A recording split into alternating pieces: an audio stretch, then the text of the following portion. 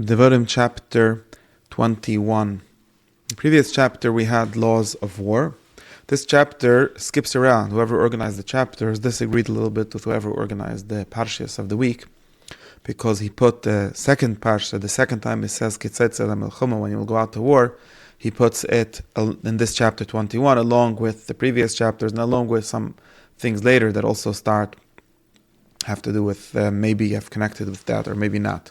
Whoever divided the chapters, he thought that this first mitzvah, the first parsha in this chapter, which is the halacha of Egla Arufa, he put in the end of Parshas Shoftim, but then Kisetz LaMelchama, he started a new series, which is the second Kisetz LaMelchama, which is the laws of Yefas Torah, and we could call that the series of family laws. But on the other hand, of course, this halacha of Egla Arufa is sandwiched between two Kisetz LaMelchamas, two laws of war. So of course, we can understand that the previous laws of war were the general rules, the rules for everyone, for the Kohen, for when to create a siege, when to do a cherem, and so on, when to accept peace offerings, and so on. While the second Kisetz LaMelchama is about one individual who takes a captive, takes a woman from the war, and how we should react with that. Of course, that's also going to be enforced, I assume, by the Kohen Mashiach Melchama, by the same people who are in charge. But we can understand the difference. But another way, which will more justify whoever divided the chapters, would to understand that this is all in the context, as we've said, this is all about the entering the land, creating a state, creating a society which works. Now, a society, of course, war is one of the basic things that societies do, but war can also be seen as only one instance of the society organizing, regulating the subject of death, murder, justified killing, unjustified killing, accidental killing. As we've seen in the chapter before that, we had the laws of manslaughter, what happens if someone accidentally kills someone, all of that. We could see the entirety of laws of war as being, in some sense, a regulation of that, right? We don't just go to war for no reason, we don't go to war with no order, there's no order, there's regulation of war. And in that same vein, we could see this story, this halacha, is continuation of that. So the story is just like we saw, that it's not enough to punish, explicit murders, deliberate murders, that we know who the murderer is, and then we do what we need to do for that. It's not enough to punish or to regulate the punishment of accidental murders when it's entirely an accident or something in between, but we need to do something even more than that.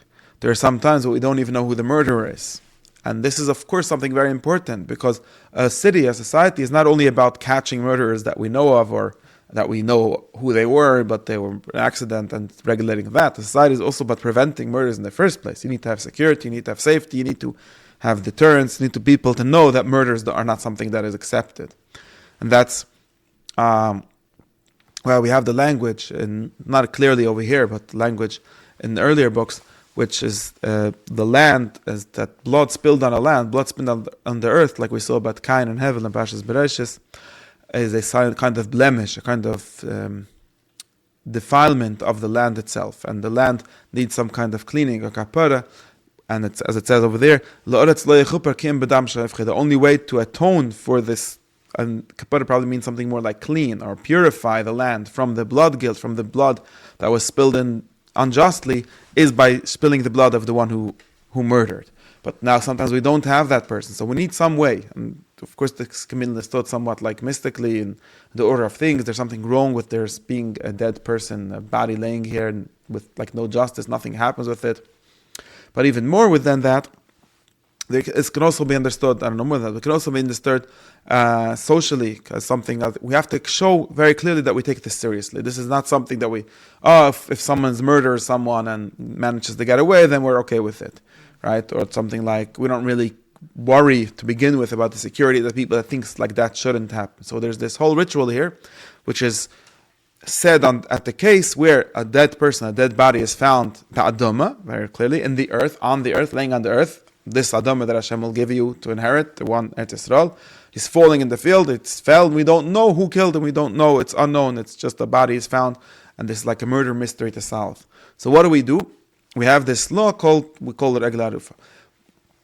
the elders, the judges of that town. Firstly, the elders and the judges of everyone need to find which city is the closest. So this is Basoda, this is in the field. It's not in a city. So another, like, even we can broaden our definition of how broad the obligation of society to cover, to protect from murders is.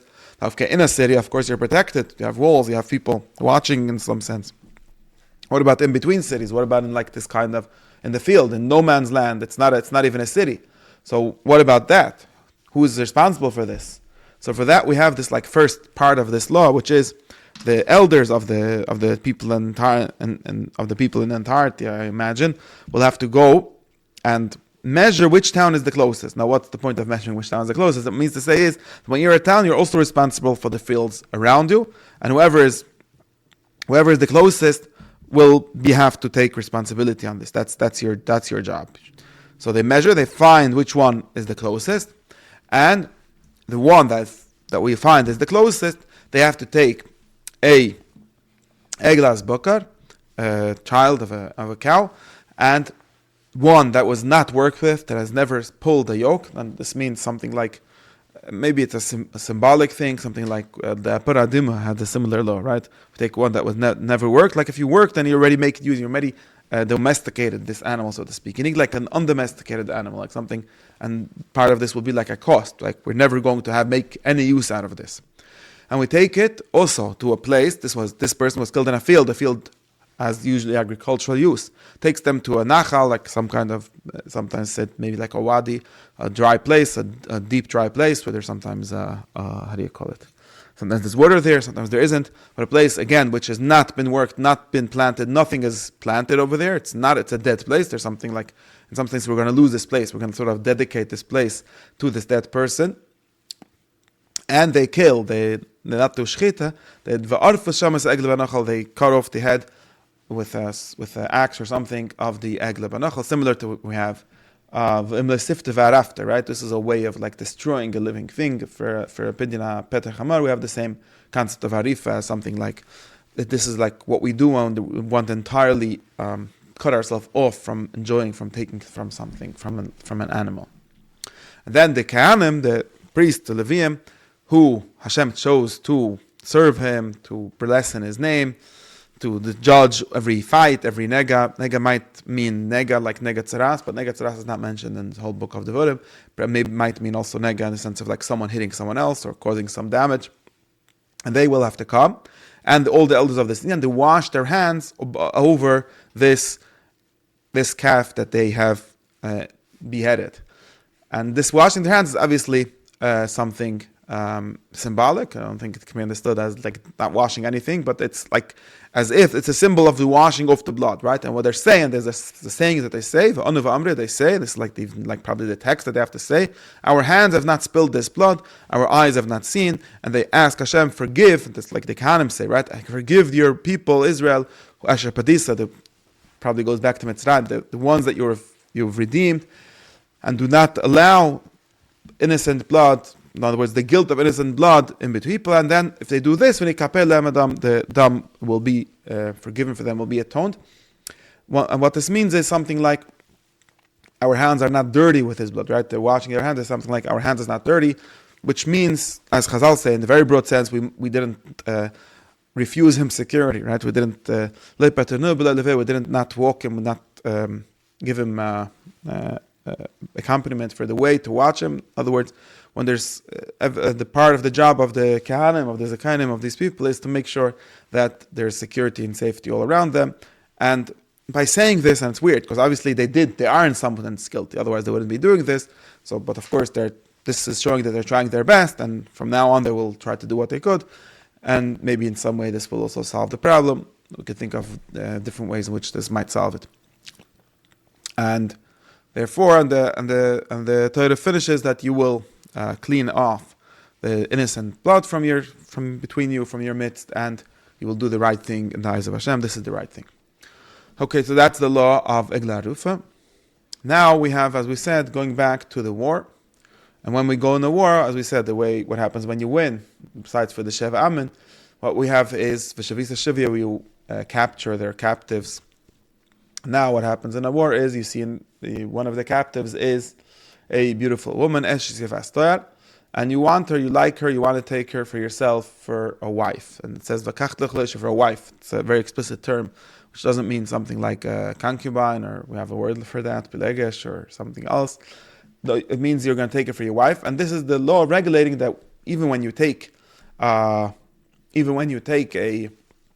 woman from for a captive of war, you should still take her as your wife. And the basic law here is, and all the details I think all go into this, the basic law here is that you need to treat her as a regular wife, you need to give her the respect of a regular wife, give her the time, give her everything that is needed as a wife.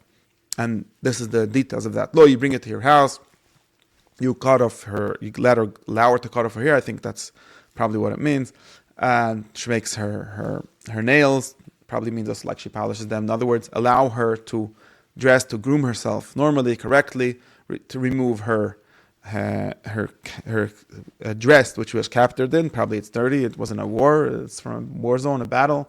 And you also have to allow her 30 days to cry for her father and her mother. Her parents were probably killed, or maybe also taken captive in the war, her mother, I don't know. So we have to give her time to mourn. This is like probably the most like sort of sensitivity that's given here. Give her time to mourn her parents, and after all of that, you take her for her yourself as a wife. That's the point. Don't just take her, you don't just grab her, but you give her time to settle, you give her time, allow her to groom herself, you give her time to prepare herself, and all of that. And now there's one more law. If you do not want her, and this is also important, this is also something that, again, like I said, belongs to this concept that you have to take her as a wife. If you don't want her, so don't treat her as property. So if it's just property, then you don't want her, or you tried her out and you don't want her, then you just sell her to the next person.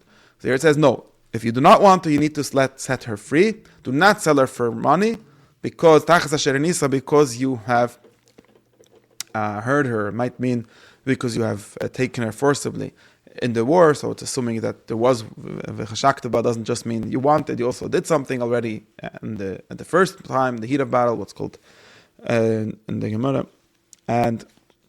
But afterwards, you can't take a wife entirely as a captive, even the wife that you've captured in war. So this is probably a great advancement over anything else that was ever done. You have to treat her as a wife, and if you don't agree to that, if you end up not liking her or something like that, you don't even have the right to sell her as a slave or something for the next person. There's the same law in the Ummah Evriya, right? In Parashat Shput, we have the same law for someone who takes a Jewish girl and as a slave girl and decides not to take her, that he can't sell it to the next person. Now we understand, here we're talking about the one who was lost the war, right? She's a totally not Jewish girl. And even for them, she has the same exact law. Okay. Now we have two, and this three, let's talk through two more laws. I put them all together. They all start with ish, right? So, it's ready. That's why I said kisetz, so we can see mostly as laws for individuals or for family life. Now we have a law that's very specifically about family life, and the law is if a man has two wives, he likes one of them and doesn't like the other one, called tznuah, might be relative, it might be absolute, he hates her, and they have children, and then, unfortunately for him, the firstborn son is from the wife that he does not like. The law is he cannot, because of that, give the bechorah, like unlike what Yitzchok Avinu did, right? He cannot give the right of the firstborn, which, as it says here, is double, to get double of everyone else, cannot give it to the child of the woman that he likes. He has to give it to the one who he hates, because he, it's his firstborn. To him belongs mishpat ha-bechorah, to him belongs the law of the bechorah. Okay, that's one law, very simple law, very, very reasonable. Then there's the law of the ben tzar. If you have a child that does not listen to his parents, and they try to give him mussar, they try to educate him, but does not listen to them, so they take him to the elders of his town, and they tell them, there's this interesting, again, many laws here have this like telling, this like language, what the nusach, what he says, our son is zoylem moire, and does not listen to us, he is zoylel v'soive, he drinks and eats too much, and they will stone him with rocks and he will die. And this also is a way of destroying the evil from within your midst. Of course, this is a more problematic law, which parents would want to do that. Okay, that's another, I can't have patience to get into this right now. And then the third law, and because also this law seems to be like the opposite of limiting. All the laws until now are limiting people's power and ability. Suddenly there's a law that seems to be the opposite. So probably we should assume that what this law is really doing is the context of it is also in the context of something that was even worse, and it's saying do it only in this way. Maybe it's telling them they have to go to the dignified, they can't, right? Otherwise, like in Rome, officially a parent, a father could just kill his children if he doesn't like them. Here they have to go to the elders of the town, and the elders might be trying to talk them out of it or try to find a way to not have this happen, and you have to involve the whole town. In other words, everyone has to agree that this child is that bad. If it's just in a fight with his parents, it's not enough. Things like that probably should be seen in that light. And now we have one more law that's also a very explicitly limiting the punishment and humiliation of someone who deserves the death penalty. If someone deserves the death penalty and you hung him, or I don't know if talisa means literally we call hanging, might mean something like crucifixion or something like putting him on, impaling him. Not clear. We assume that hanging means what we identify as hanging, the way it's done or was done until recently in the West, but it's not necessarily what Torah means. In any case, he was put on a tree or on a wood. There's an important law which says do not let his corpse, his body, lay overnight on the tree. You should bury him in that day. So here we know Mikal v'choim that you should bury someone that's didn't die in a death penalty. Why? Because killa means something like the curse or the bizayon, the disrespect of God is hanging. In some sense, leaving a human being on a tree overnight would be a disrespect to God. There's many interpretations of what this might mean.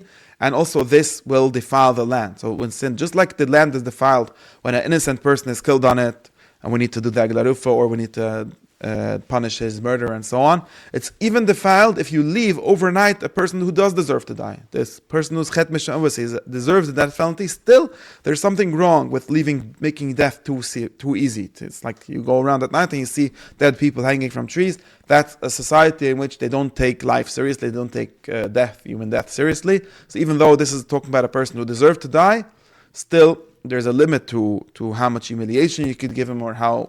I think it's not just humiliation, it's like this disrespect. Like, it becomes cheap. So we need to make sure that it doesn't become cheap, and therefore we need to make sure that to leave him, you could do this hanging or wherever exactly tulim means, but he has to be buried that same day, so it doesn't last, this humiliation. It gets taken down and buried, and that leaves the land pure.